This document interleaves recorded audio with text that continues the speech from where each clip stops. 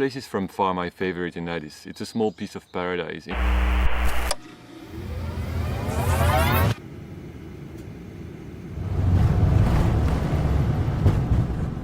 While I was on the plane on my way to Ethiopia, I fell upon this article talking about how Addis was a pioneer in sub-Saharan Africa in green infrastructure.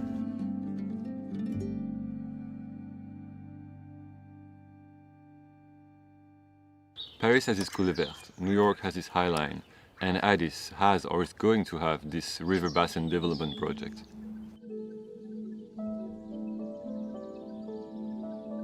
It is a gigantic project of 52 kilometers long, covering all the rivers of the city. The goal is to create a beautiful and healthy environment for the citizens of the city as well as tourists. It will feature many open spaces for recreation, such as bicycle lanes or walkways, but there will also be an artificial lake and a wedding venue. So the project is really going to enhance the well-being of citizens of Addis Ababa. Nowadays the rivers are used as dumping grounds, so they are really dirty and really polluted. So this project is really going to improve the lives of the people living on the side of the river, but also the people living downstream.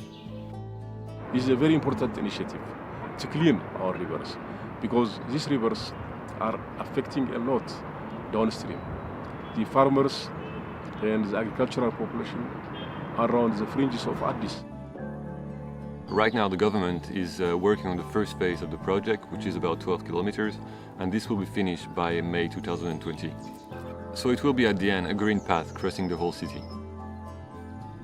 So now many areas of the country are trying to replicate this model of cleaning the rivers.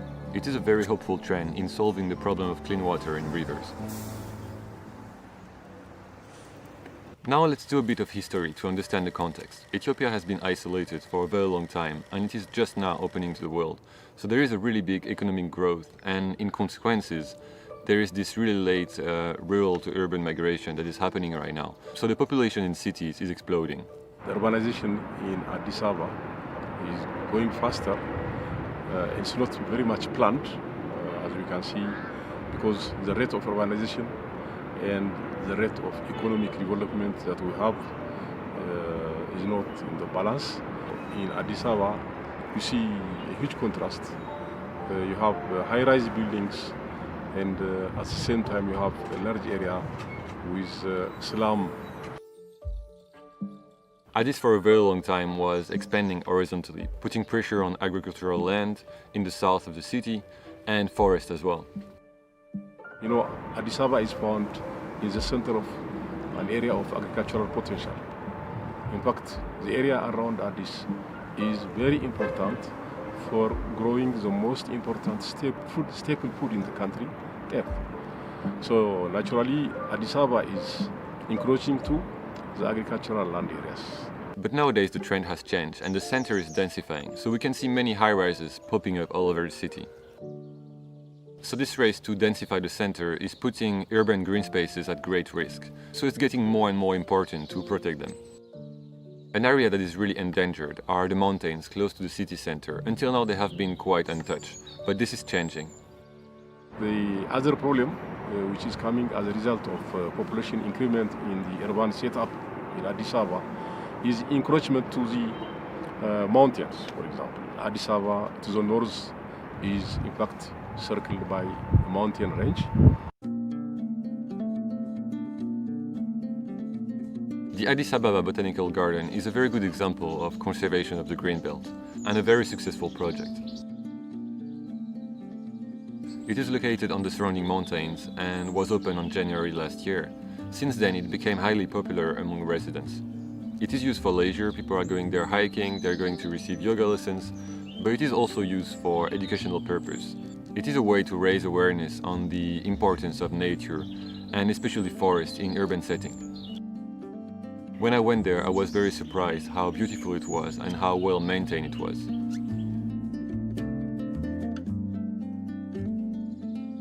For now, we have seen projects implemented by the government, but the people are starting to realize the importance of green spaces in the city, and they are taking actions. They know how pollution is affecting their health, and they know how the lack of green spaces is affecting their lives. The neighborhoods themselves are taking care of whatever space is available around them, even through their own initiative, their own plantation, their own land use plan, both biological and physical conservation. They are working on it. So this is a very important intervention because this will be much more sustainable. Because when people take the initiative by themselves, with full awareness, with full interest, and with full knowledge of the results that can come as an outcome, that is much more sustainable. One project I love is the Zoma Museum. It is like entering in a paradise, in an oasis in this big city.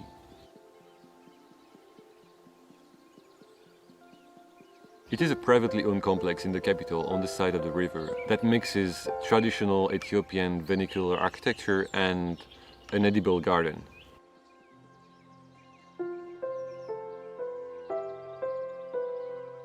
The owners bought the land in 2005 when it was a dumping ground, and it took at least 1 year to clean it, and it just opened officially last year in March. The museum is showing temporary exhibition, and the garden is serving as a leisure area as well as an educational space.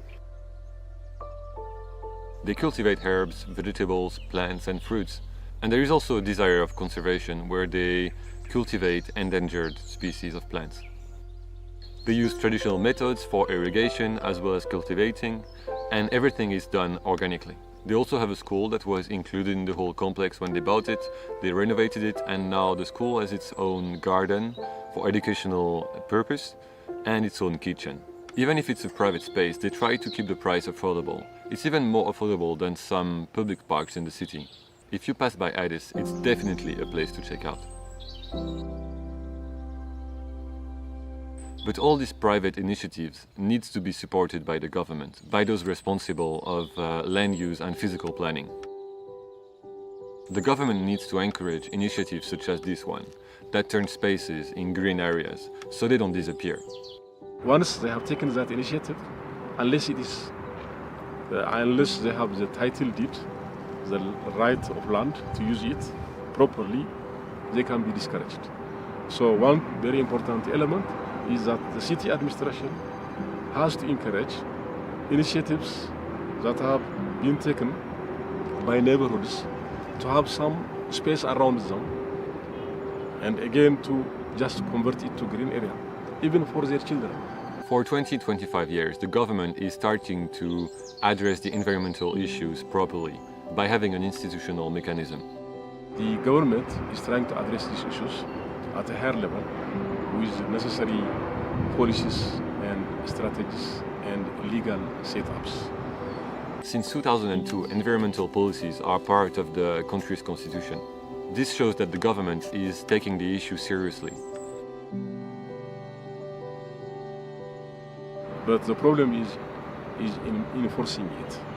So maybe a lot of work to be done by way of attitudinal change, capacity building, awareness creation, which is being done now with the support of the international community and with the meager resources that the country has also.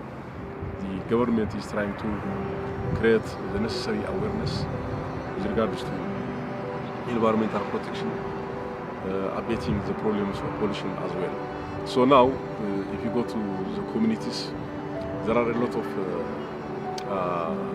forums and extension work to enhance environmental protection measures down at grassroots level. And institutional mechanisms are being established. Legal mechanism is already put. So the future will be, in fact, better. Soon it will be better.